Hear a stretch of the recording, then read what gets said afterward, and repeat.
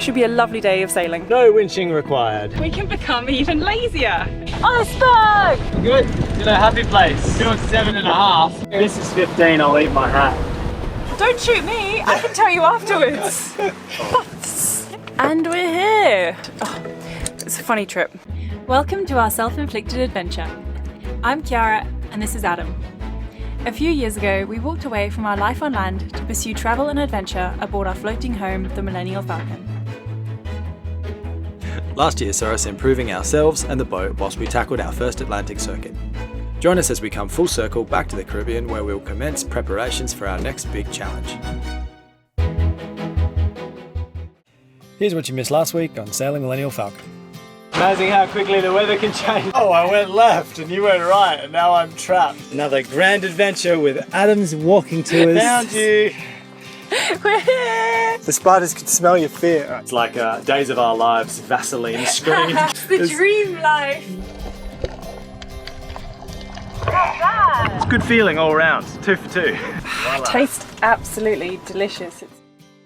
Alright, today's the day. We're gonna head off to Martinique.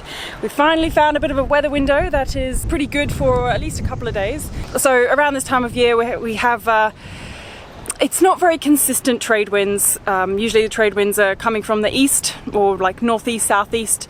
And because there's been a lot of like hurricanes or potential hurricanes, tropical storms, just bad weather fronts coming through, it's meant that it's kind of like been very calm. It's sucked a lot of the energy out the air and around us here, and which has meant that there's been a lot of calms. So finally we've got some wind back and we're going to use this to head a bit further south down to Martinique.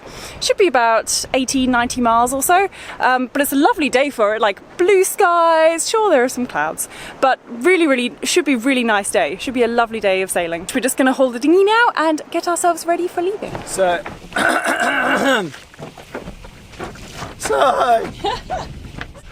something that I rigged up a little while ago, and it's been working really well.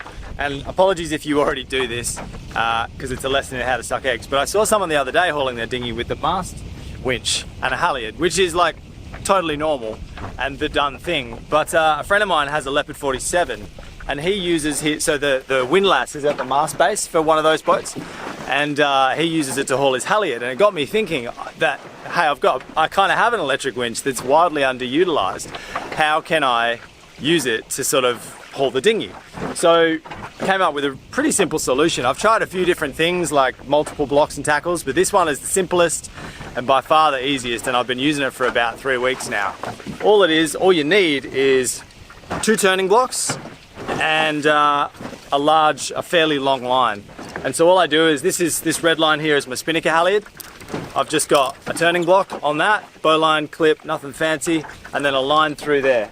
You haul up your spinnaker halyard to like halfway up your mast kind of thing. Just basically enough to give you clearance to work. Say the first spreaders, high as the first spreaders. Then, now you need to wrap your power winch on the windlass clockwise. So you need to run this line forward to the bow through another turning block so that it approaches the windlass at the right angle to be able to wrap it clockwise. So that's where the second turning block comes in. So one line secured to the whatever you're trying to haul, straight up through a turning block, suspended on a halyard, down to the bow, another turning block attached to the sort of the forestay chain plate, comes down through the turning block and then allows me to use the power winch clockwise correctly. So 2 wraps on that. Make sure your chain is off the gypsy, obviously.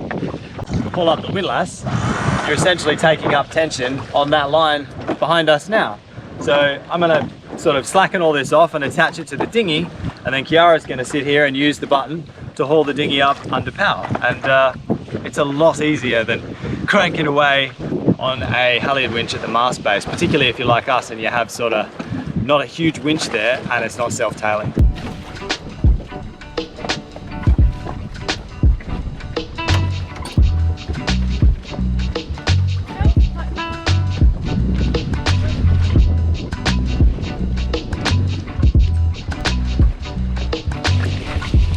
So for the record, it's a little bit windy today, but the dinghy's also full of rainwater because it rained last night. So she's going to be a little heavy in the bow, and we'll take a minute to drain it all.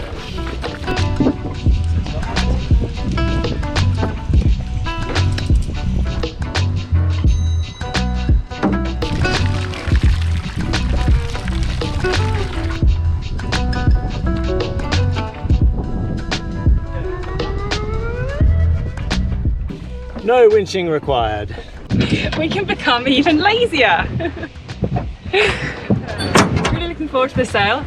It's, I don't know, just a few calm days have kind of got me itching to go for a sail again, you know? Like, as much as I do love calm days because it means that like snorkeling's lovely and like the water's all calm and flat, it's nice to go for a sail like every once a week, twice a week or something. Yeah, the memo that we were going. Yes. We're on a mooring, so I was like, well, we can at least try to get the main up most of the way. It's a little bit fluky here, so it's not going super easy. How many reefs? I think we'll do 2. I know it's like we could definitely get away with 1, but the timings of this trip are such that the faster we go, it's an overnight no matter how we cut it. And leaving at this time, the faster we go, the better the chances are that we arrive in the dark. So yeah, there's no harm. Like, we're trying to keep it under 6. Keep us happy, keep us moving, but not go charging along at 8 knots so that we arrive there at 3:30 a.m. in the pitch black dark.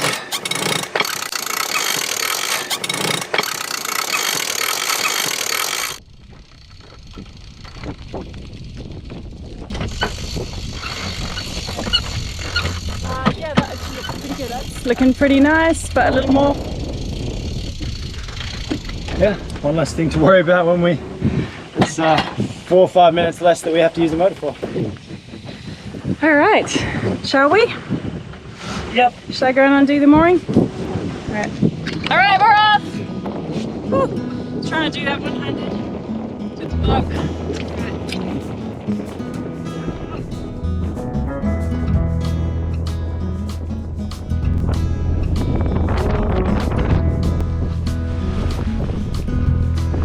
Do the rest of that after. I think we'll get the jib out. So we're almost sailing now.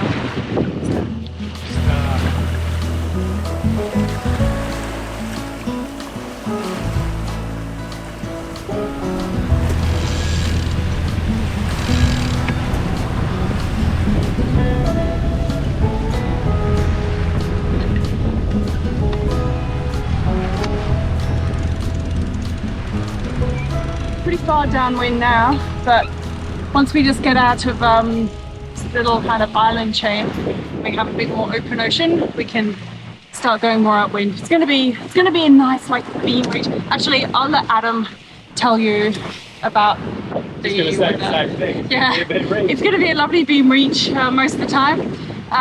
Maybe a tiny bit upwind, only because it always seems to somehow be either upwind or like immediately downwind, so there's always going to be a component of that. Mainly it should be beam reaching, which should be quite nice. How's my haircut, everyone? Did it myself. Adam looked like a Sean Lamb. Kiara wouldn't help. No, it's just...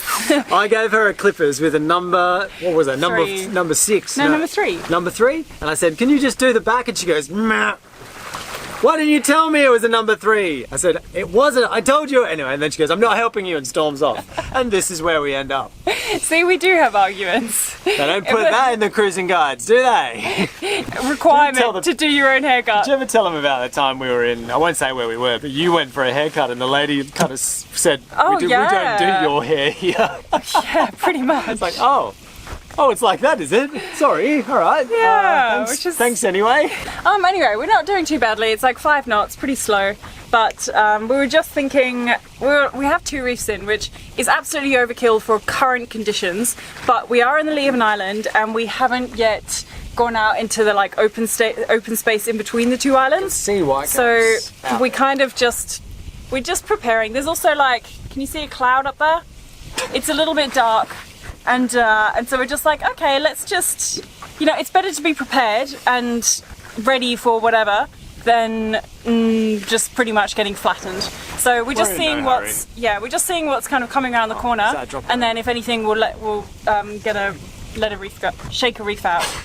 We're in no hurry. There's, you can charge out of wherever you anchored like a bat out of hell and then immediately take a reef. Or you can creep out of there gently and grow into one as you decide. Yeah. I much prefer the gently way, especially on days like this. Like, I can feel raindrops on my back as I speak, so the wind's going to pipe up by 5 to 10 knots.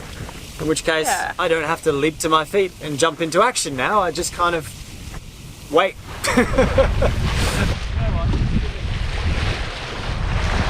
Oh, that was so close. Just said to Ads, go right, quickly. They're like, dead ahead. Iceberg! Fish trap, dead ahead! Oh, it's gonna be rain. We might outrun it. Oh no. I was just about to go for the stay still up. Won't do that now. Wait for the rain to pass. Are we gonna get hit? It's gonna be like, down to the hundreds of meters. Yeah, we're gonna get hit, for sure. Ah! It's kind of the front runs that way, so we might just slither our way out of it. Yep. The breeze picked up a little and I was like, oh, here we go. But then it died off again and now it sort of seems pretty tame. I'm like, well, maybe. The sea state there to windward. Oh, I've gotten drops. We might catch the fringes of it.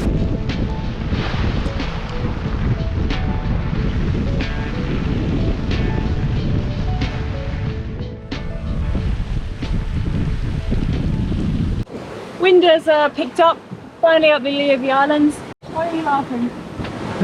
We're like, the wind's picked up, not that we would know. So our Yeah, wind true. insurance says it's 15 and I if know! this is 15, I'll leave my hat. This can't be 15, 14. No way. Anyway, No way. yeah. I mean, it's hard, it's not 25, but it Yeah. ain't 14. Like, we're proving that you don't need a wind instrument because we're going out sailing anyway. But at the same time, I like having one. So I think we need to eventually get one that works. We've tried to fix this one, it's just strange, I don't know what's going on with it. Should be making some pretty good time, which is annoying because we just said that we, on this passage, it's in our best interest to slow down. So, but you know, when you're seeing like 7 knots, it's like, go on then, go on. We've got the whole lee of Dominica to make up, so this was Yeah. always going to be a fast section. Yeah. Where's the fishing boat? Oh, he's on the move, that's why. Oh yeah.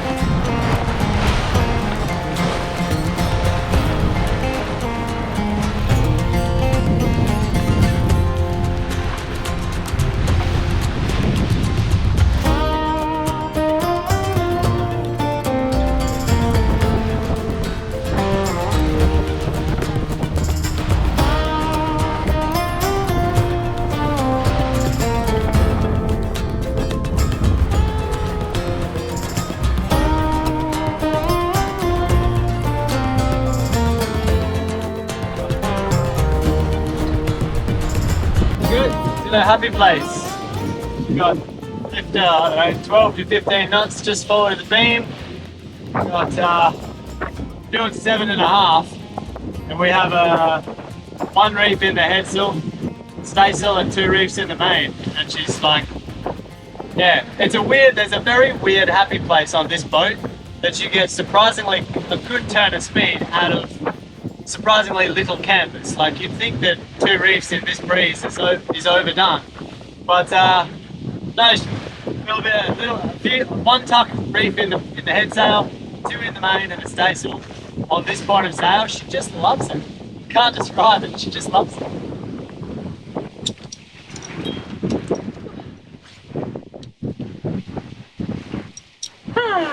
It's quite lovely out there. Quite breezy.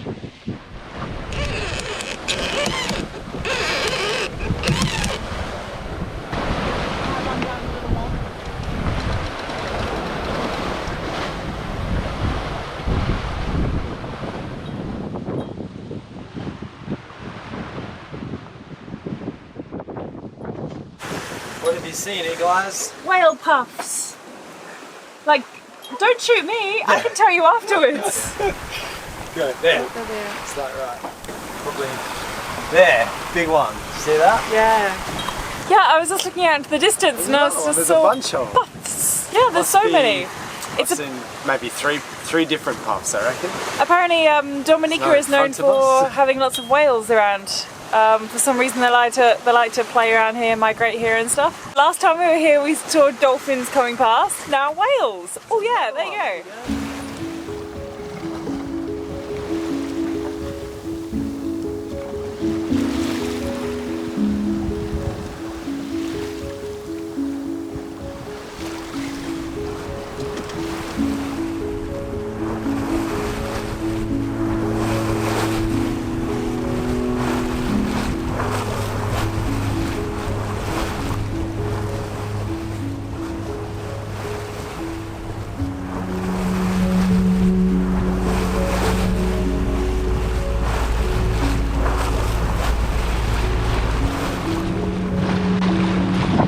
Alright, you ready?